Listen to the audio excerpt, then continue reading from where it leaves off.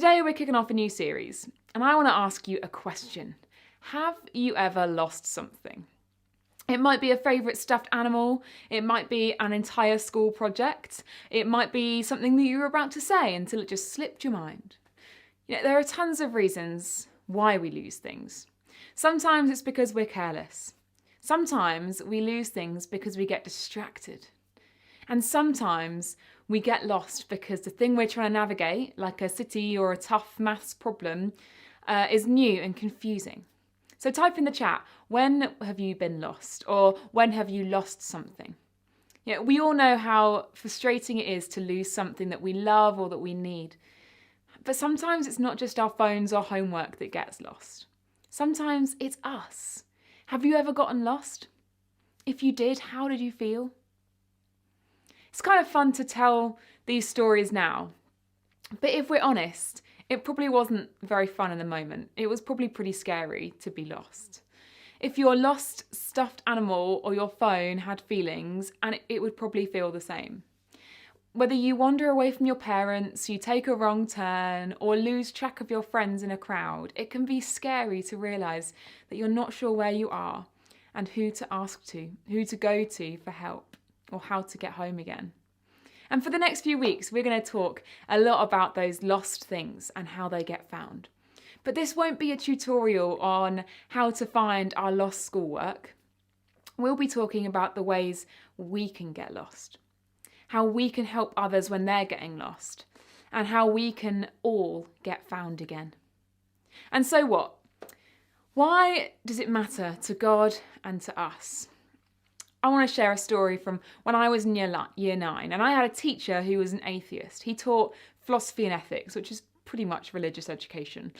And it was probably the time in my life where I have felt most lost from God. This teacher claimed he was a Christian, but then converted to an atheist. He was so anti-Christian and would often show videos of Christians doing healings that were clearly fake, and showing Christians arguing with atheists and just coming across really ignorant and rude. He never once showed a positive video. He never once shared a positive notion about Christianity, and I found this really hard. He would often pick on me because I was a Christian, and he'd ask me questions about creation and heaven and things that I didn't really know about. And I spent some time questioning what I really believed and why I believed it. Was everything that I thought a lie? I felt completely lost, and I didn't know what to do, what to believe, and how to respond. I felt lost from God in that moment. When it comes to your faith, there are a lot of reasons why you might feel lost sometimes. See, you and I were created to be close to God, to the God who made us and loves us. But some of us don't know our Creator yet. We don't know God yet. Some of us know Jesus, but we wander far away from him by making unwise decisions or turning our backs on him. Some of us know Jesus, but we're struggling with what to believe, with the difficult situation we're in, or maybe even with our mental health. And in all of those situations, we can feel pretty lost sometimes. If you drive or walk or bike, you've probably used an app like this. These apps help us from getting lost by telling us exactly what to do and when. It helps us avoid collisions and problems in the road. It helps us avoid danger, letting us know exactly how long it will take for us to get to our destination and automatically rerouting us when we take a wrong turn. I live off Google Maps the majority of my life. It's saved me quite a few times. But wouldn't it be nice to have an app that did this for our whole lives? Something that tells us exactly which decisions to make and when, to help us avoid setbacks. It might give us a heads up when we're heading towards danger. This app might give us a little peek into the future so we don't have to wonder what's going to happen next. It might automatically tell us what to do when we've made a bad decision. And wouldn't it be nice if an app told us how to do that with our faith too? Because let's be honest, sometimes it's confusing. Sometimes you feel as though you're wandering away from God, but you're not sure how or why. Maybe it seems like yesterday that you had an awesome relationship with God, but today you feel lost and far away. Other times, you might feel like you've wandered away from your faith and no one notices you, not even God. If you feel far from God for whatever reason, you might find yourself wondering, who screwed up here? Did I fail God or did God fail me? And what do I do from here? For the next 4 weeks, we're going to be looking at one chapter of the Bible, just one chapter. And this chapter recounts a series of stories that Jesus once told about things that were lost and then found. Each story communicates a different and important truth. These stories, they're not historical stories, they're parables. They're stories that Jesus made up and told in order to teach an important truth. Let's read Luke 15 verses 1 to 2 together. Tax collectors and other notorious sinners often came to listen to Jesus teach. This made the Pharisees and teachers of religious law complain that he was associating with such sinful people and even eating with them. Who are the Pharisees and why are they so mad? The Pharisees of Jesus' day were religious leaders. They were super focused on following God's rules, and there were hundreds of laws contained in Jewish scripture. These laws were really important, and they weren't inherently bad. In fact, they were given by God to help God's people stay healthy, safe, and close to God. These laws helped people not get lost. But in Jesus' opinion, the Pharisees had taken things way too far because they wanted to follow every single law exactly, and they became arrogant, self-righteous, and dismissive of people who they believed were sinful. And the Pharisees, they were so obsessed with following God's laws that they missed God's heart. Jesus was often angry with the Pharisees for their lack of love, mercy, and compassion for others. To the Pharisees, Jesus always seemed to be breaking God's rules because he would do things like heal people on the Sabbath day of rest or share meals with people who the Pharisees called sinners. Instead of dismissing the Pharisees for being jerks, Jesus takes the time to tell them 3 stories to help them think differently. The first one is about missing sheep. As we read this story, let me show you what some of the scenery looked like in Israel. When you see the Judean desert, you can get a bit of a better understanding of how a sheep might go missing and how difficult it might be to find again. So let's read Luke 15, verses 3 to 7. So Jesus told them a story. If a man has 100 sheep and one of them gets lost, what will he do? Won't he leave the 99 others in the wilderness and go to search for the one that's lost until he finds it? And when he has found it, he will joyfully carry it home on his shoulders. When he arrives, he'll call together his friends and neighbours, saying, "Rejoice with me because I found my lost sheep." In the same way, there is more joy in heaven over one lost sinner who repents and returns to God than over 99 others who are righteous and haven't strayed away. We don't know how this sheep wandered away from its shepherd. Maybe it got distracted and confused. Maybe it saw another sheep walk away, so it followed along. Maybe it was trying to run away, but either way, the sheep found itself far from the safety of its shepherd. Imagine how difficult it would be to find one lost sheep in that huge desert, filled with valleys and steep cliffs. It would take time, effort, and a lot of attention. If I were the shepherd, I'm not sure I'd be willing to put in the effort. But here's what the shepherd in Jesus' story did. Even though he had 100 sheep to take care of, he noticed when one of them was missing. I imagine he knew the sheep's name too.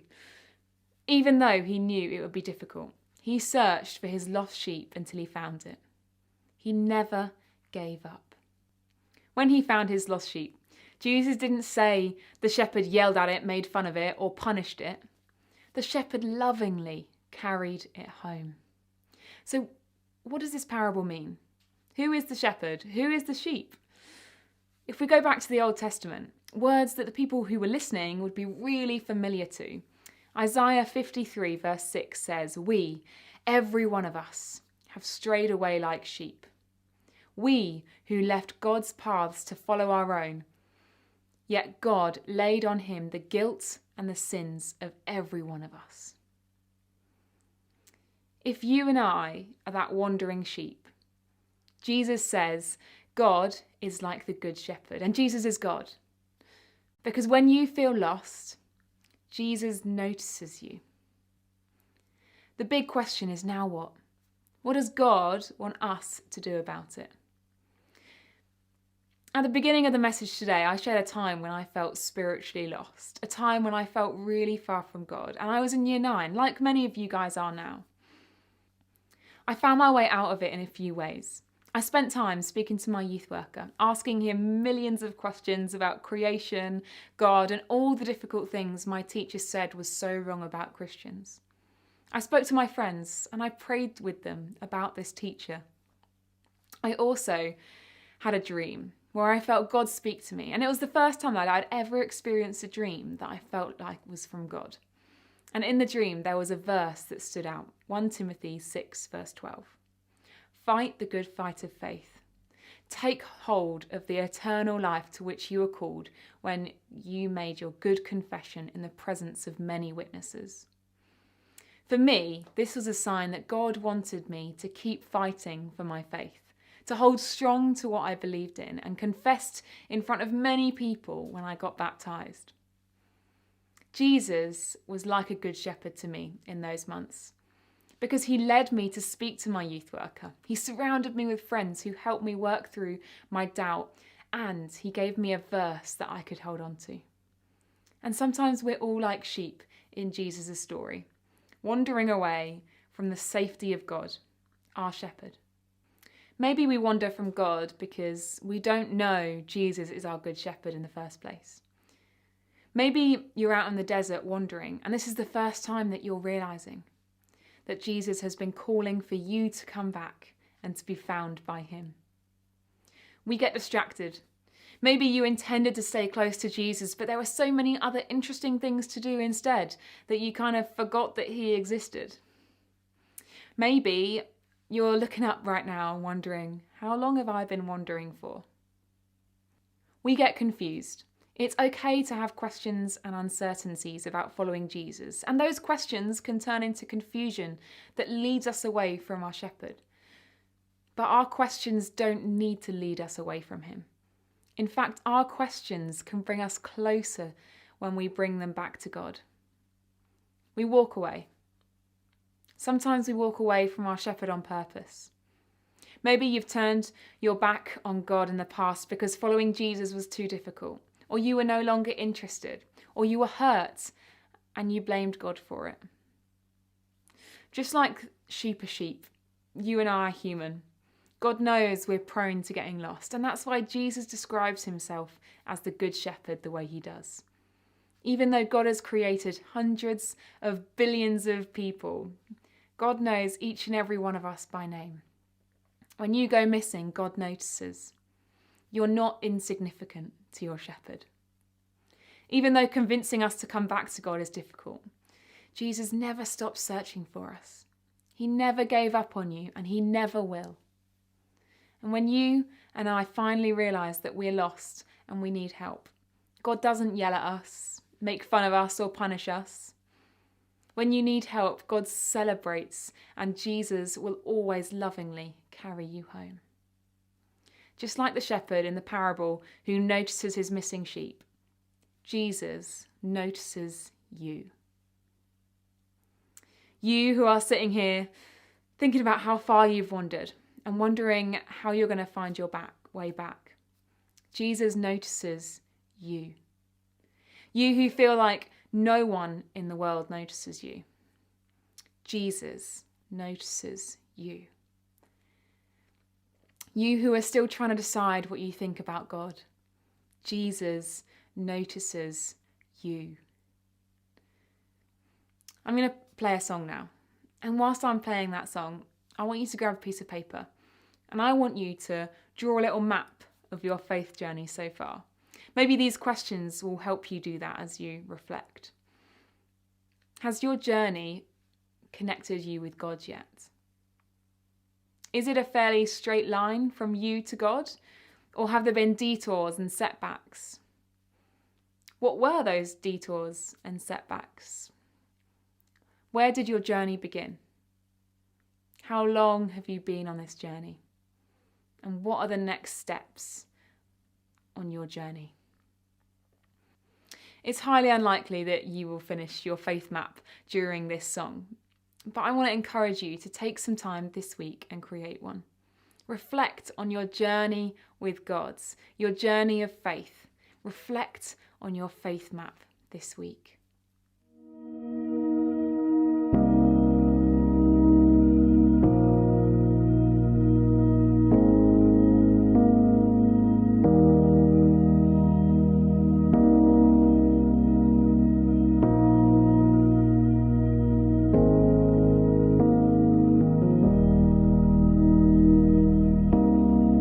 Before I spoke a word, you were singing over me.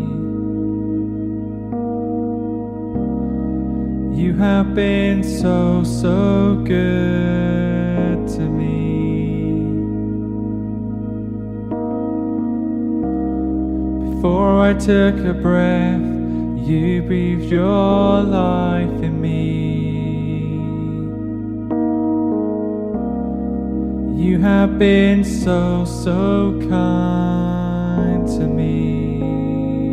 And oh, the overwhelming, never-ending, reckless love of God.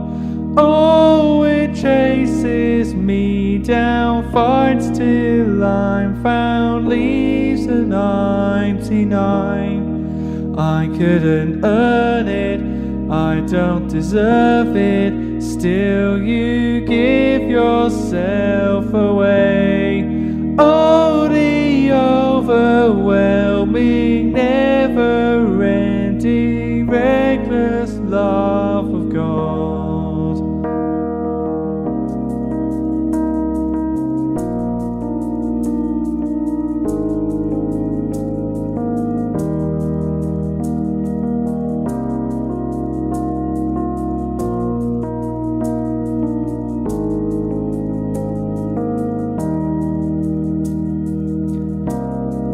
I was your foe, still your love fought for me. You have been so, so good to me. When I felt no worth, you paid it all for me. You have been so, so kind to me. Oh, the overwhelming, never-ending, reckless love of God. Oh, it chases me down, fights till I'm found, leaves the 99. I couldn't earn it, I don't deserve it, still you give yourself away. Oh, the overwhelming, never-ending, reckless love of God.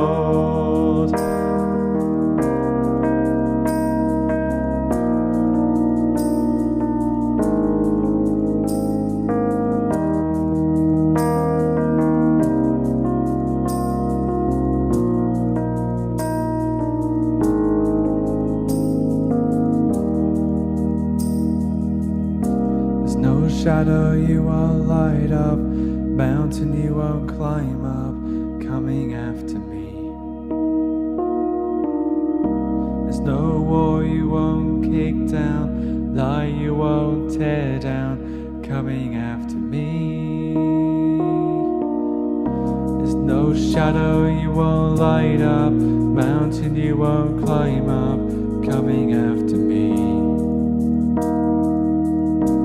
No wall you won't kick down, lie you won't tear down, coming after me. There's no shadow you won't light up, mountain you won't climb up, coming after me. There's no wall you won't kick down, lie you won't tear down, coming after me. There's no shadow you won't light up, mountain you won't climb up, coming after me. There's no wall you won't kick down, lie you won't tear down, coming after me. Oh, the overwhelming, never-ending, reckless love of God. Oh, it chases me down, fights till I'm found, leaves the 99. I couldn't earn it, I don't deserve it, still you give yourself away. Oh, the overwhelming, never-ending, reckless love of God. Yeah.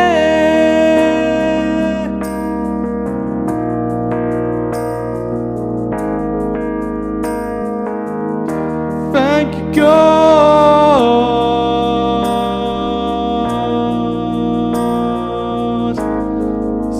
So good. Oh, the overwhelming, never-ending, reckless love of God. Oh, it chases me down, fights till I'm found, leaves the 99. I couldn't earn it, I don't deserve it, still you give yourself away. Oh, the overwhelming, never-ending, reckless love of God.